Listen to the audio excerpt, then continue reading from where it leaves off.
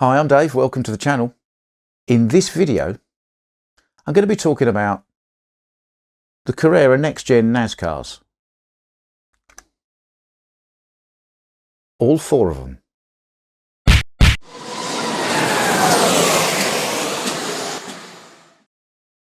Yes, okay, I know. I'm a little bit late to the party compared with all the guys in America when it comes to these four NextGen Carrera NASCARs. Now, these are from the 2024 season. They are all four cars from the Hendrick Motorsport team. Kyle Larson, which is the one that Mrs. Slaughter got me for Christmas. I am a Larson fan out of all of them, it has to be said. William Byron, Alex Bowman, and Chase Elliott. They are all lovely, standout liveries, totally different, all the same racing team. And having got one, I kind of had to get the rest because I got fear of missing out. I don't want regret. What if I've only got one? That's no good. I need two. How can you not have all four? I mean, these are a bit of a kind of a landmark in mainstream slot car manufacture, the fact that they've managed to get these newer cars out. So this is all good. I can see why Harry Wise thinks this is his slot car of the year last year. I totally agree. Now, these other three I got from our dear friend Denny at Slot Car Union in France. Several things about this. They were considerably cheaper. I'll get to that in another video. The other thing is, other retailers pay attention. Denny sends me Haribo. If your cars are cheaper and you're sending me sweets, yeah, I'm fickle. I'll go with that. Thank you very much, Denny. So I'm going to put each of these four cars on the turntable and we'll have a little bit of a chat about them and how the liveries differ. They are all pretty much the same car though. So let's start with the Kyle Larson car. This is, of the four liveries, probably the simplest. It's large areas of block colour, just with the Hendrick cars and the number 5 down the side. But even then, detail on the B-pillar behind the door and on the rear quarter, just behind the rear quarter light window, little tiny sponsors decals to the finest detail. Carrera really have got the fit and finish side of things absolutely nailed at the moment. This paintwork is flawless. Moving on to the Chase Elliott car, the Napa sponsored car. A plain blue livery, but with quite a lot more decals on it this time. A lot more little sponsors, logos, fiddly parts. You'll even see a Coca-Cola badge on the side of that slot car. Now, that's got to be a first, surely. Doesn't happen very often, that sort of licensing. So yes, another real triumph here. I mean, I can go on more about the details, the detailing inside the driver's door with the screen cover there, the detailing on the rear window with the air dams and the supports, every last little antenna on the roof. There is so much going on in here. It's unreal. The third livery is the number 48 Alex Bowman car. Now, less sponsorship logos and so on, but the whole car has a pattern wrap all over it. And I have looked at this very closely, as I'm sure you can imagine. And again, I cannot find a flaw in this car anywhere. It's quite incredible. You're also probably wondering why some bloke from the UK is talking about NASCARs. Well, actually, I'm really quite into NASCAR racing. I should dispel some myths for you if you're a UK person. They don't just drive round and round in circles on ovals. They use street courses as well. And in more recent years, they do drive in the wet with wet tyres and windscreen wipers as well. It's got a lot more interesting in NASCAR. I watch it, I think it's on Premier Sports. Throughout the year, there's a race nearly every weekend, and it's fantastic. And finally, I think probably the best livery of them all, the number 24 William Byron car. Now, this is sponsored by Raptor Paint, who do not, under any circumstances, produce a paint finish that you'd call glossy. So they didn't with their sponsorship on their NASCAR either. This car, in real life and here in model form, is a really nice satin finish. Again, I'm not quite sure how Carrera have managed this, but the colours are vibrant, everything is crisp and clear on it, and especially, you know, where you've got the really bright yellow against that black edge, it's perfect, absolutely everywhere. Honestly, these 4 cars are a feat of manufacturing. It's kind of next level stuff in terms of detail and perfection. I can't say enough about it, really. Now, there's one detail for all of the work they've done on these cars. All of this work, all of this tiny, tiny detail work here, all of this, colour coding the driver's helmets inside the cars, even though you can barely see them, all of this stuff. And then this front grille. Now, on a real NASCAR, yeah, the picture of the grille is stuck on the front just like that. But right at the bottom, there is a little real intercooler grille. And they've done everything else on this car, and they haven't done that. Don't quite know why. Anyway, I just thought I'd mention that. Now, what I did do was I bought these 3 cars as digital. But when Mrs. Slaughter asked me what I wanted for Christmas, I said, can you get me the analog one of this one? And the reason for that is because, quite frankly, I've already got a spare chip to put in it. So I'll probably just pop that in. I haven't put a chip in anything for a while. I know plenty of people have put a Carrera chip in a Carrera car, and it's not complicated, but I've got to do it. So I might as well show you while I'm doing it. And then my plan is, I'm going to have a look inside here.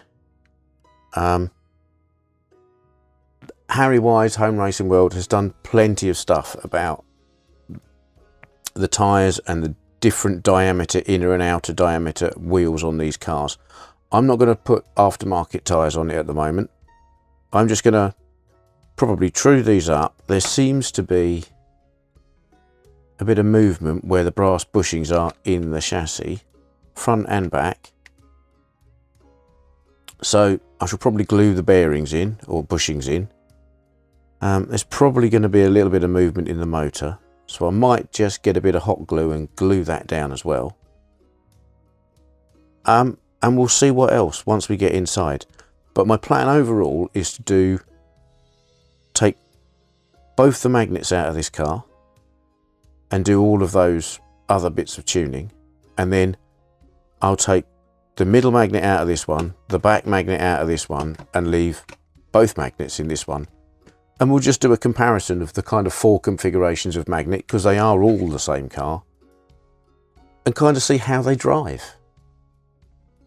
But I'll do all of the other tuning the same to all of them. That's the plan. Better get on with it a bit, really.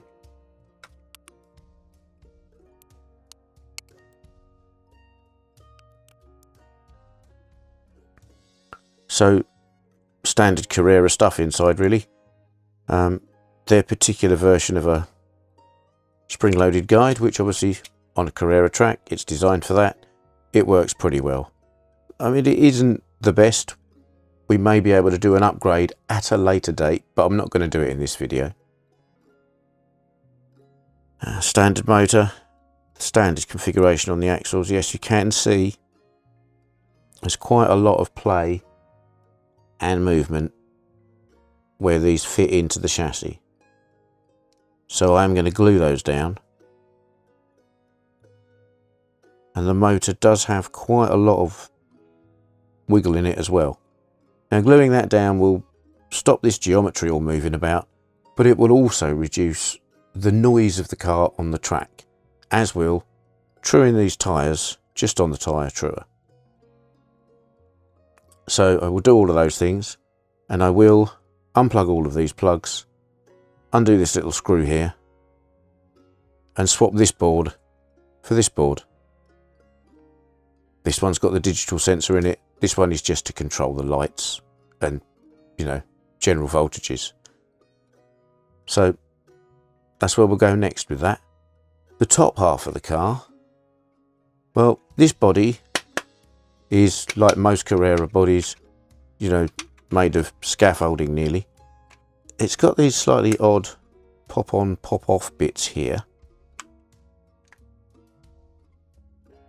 And these extra locators which locate into the chassis. They really don't want you having body float on this car. You're going to have to work quite hard if you want any of that. These body posts are also in recessed cups here. They don't want those moving either.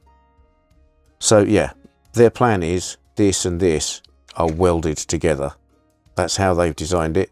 They don't want body float. We may go with that to start with. At a later date again, might try something else. Don't know yet. What I am going to do though is this very durable, heavyweight piece of interior, which is, I think, screwed in there and there. It's a bit rattly, so I'm going to probably take this out as well. See if I can glue or foil tape some bits down to get rid of some of that noise as well. So I'll probably sort of do this off camera and I'll come back and tell you what I found. As I say, this one, well, while I'm taking the chip out and swapping it over, I'll take that magnet and that magnet out of this one. And like I say, we'll do this configuration, this configuration, this configuration, and both magnets as the 4 different options to compare. So here we are, for completeness of chip conversions on my channel, and I don't think I've done this one. Carrera analog to Carrera digital. Get the digital chip. Get a screwdriver. Undo this screw.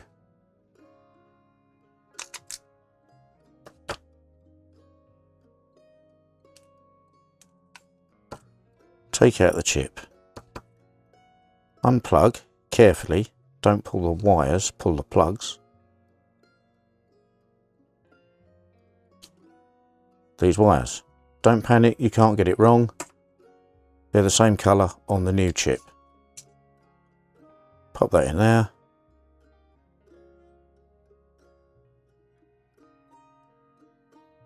Pop that in there. Then pop that little pip out the bottom. Position the chip so the screw hole lines up. Screw it down, tuck the wires in. Finished digital car. Now, I know this is very simple, but not everybody knows it, and I haven't shown it before on the channel, so that's just to sort of complete things really. Now, I have taken the center magnet out, which again is just, there's a screw under here, and you unscrew it, pop that out. And I've taken the one out that's in the clip in the back here. I just pulled the motor out. You can get to the clip from that way. The magnet's under there. I put the clip back in with a little bit of blue tack because you never know, might want it again one day.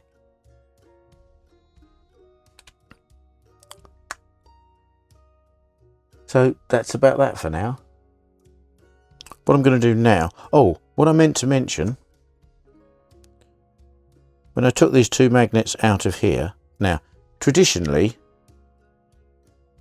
Carrera have always shipped their cars with a magnet and a shim in both. And they've usually in the past shipped them with the magnet at the bottom and the shim on the top in the car.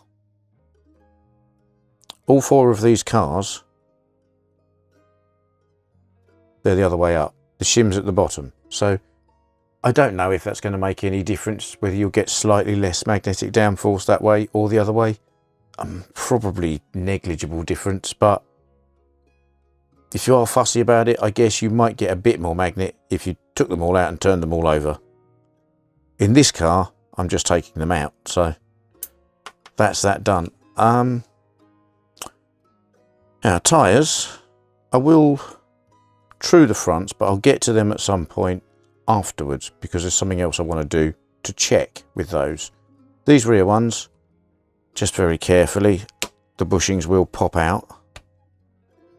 And I'm going to put this on the truer and just get them so they're round.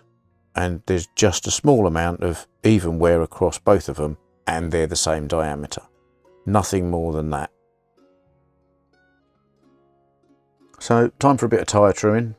People often ask, what's in the glass that you're painting on there?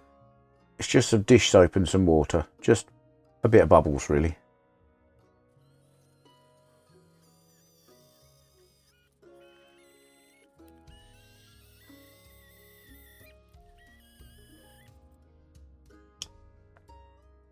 Okay, so that's done. It's just a light sand to get them both round. I've taken so little off, I won't have changed the diameter very much. So I don't really need to measure them to check they're the same. I'm pretty confident they're as good as they need to be. So now, having put the back axle back in and checking the front axle as it sits, there is actually, it's a fairly good level. I don't think I need to do anything to adjust it. I was thinking I might need to adjust, maybe sand the tyres down a bit further to drop the front, but actually it doesn't appear to be far off at all. So I will just pop the front out and again just give them a little bit of a polish just to make sure they're round. Not because I need them to grip the track, but if they're round there'll be less vibration at the front. So that's the plan there.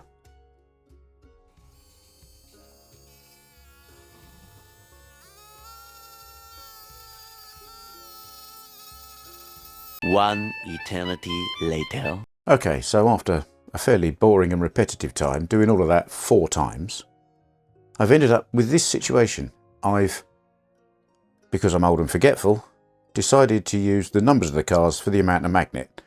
So number 48, biggest number, has got the big magnet still in there and that magnet in there. So full magnets.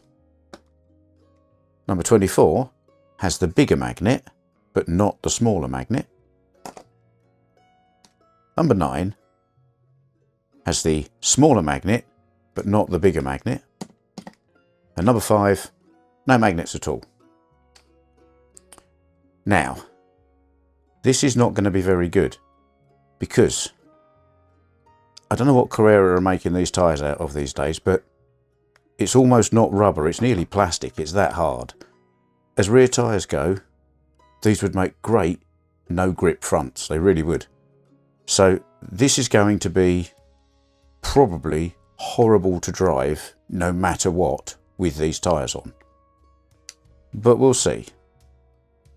I suspect this one, with all the magnets on this track, will probably be a bit uninteresting to drive because it'll probably be flat out most of the lap because this track just sort of lends itself to that with magnet cars.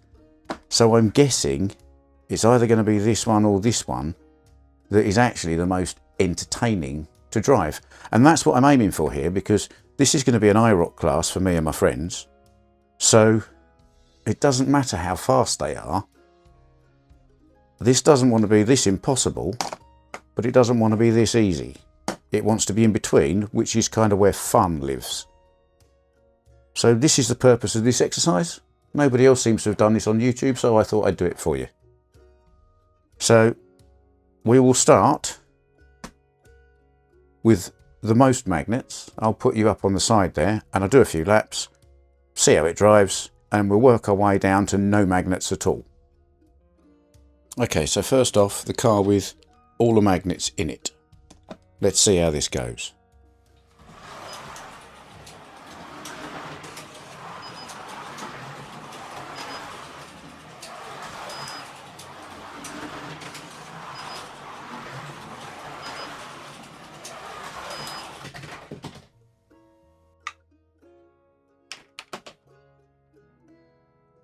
So yeah, I can't say that's a lot of fun. I'm spending probably 3/4 of the lap with the trigger pinned down full throttle.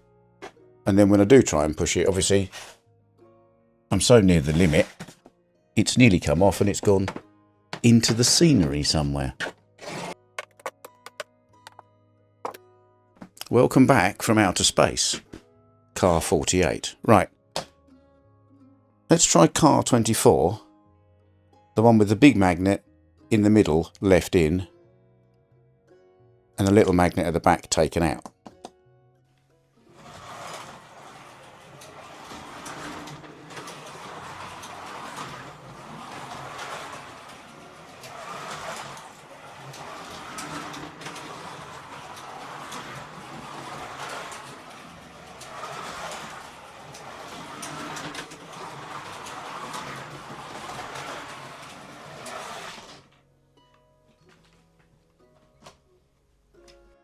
Okay, so that's quite a lot more fun. As you could see, you can kind of whip the tail out a little bit. It's a little bit more challenging around the lap than just sitting there with the trigger pin down most of the time. I quite rate that as an enjoyable driving experience. So let's go down to smaller magnet at the back only on this car and see how that one goes.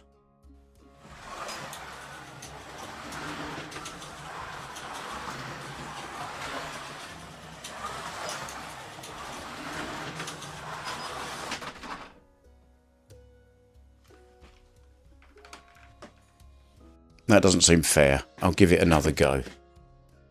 Right, let's try that again.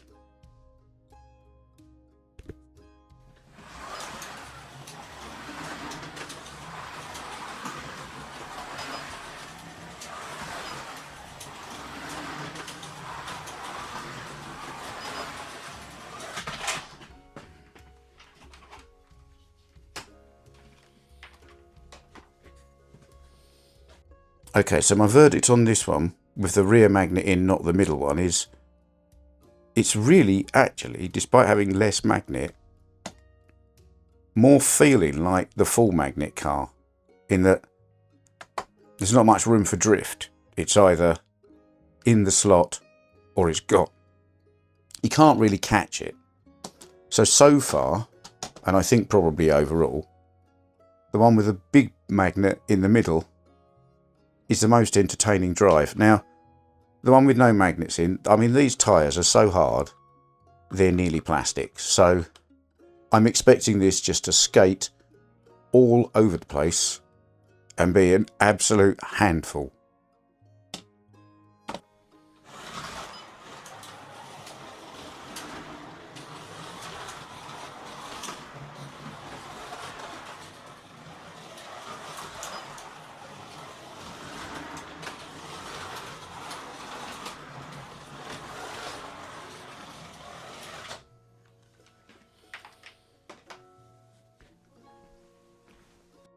So yes, fishtailing everywhere, not enjoyable, too much of a challenge. It's the exact opposite of the other one. This is too hard to drive for my perceived audience, and for me, quite frankly. And this is too easy. And this is too snappy. So to sum up the 4 configurations, this one is fishtaily and horrible and slippery with these hard tyres on. And I would recommend taking both magnets out and probably even putting some weight in. It'll help a little bit, but I think on these tyres, they're just too hard. Probably not a great idea. This one with the magnets in, when you've trued the tyres,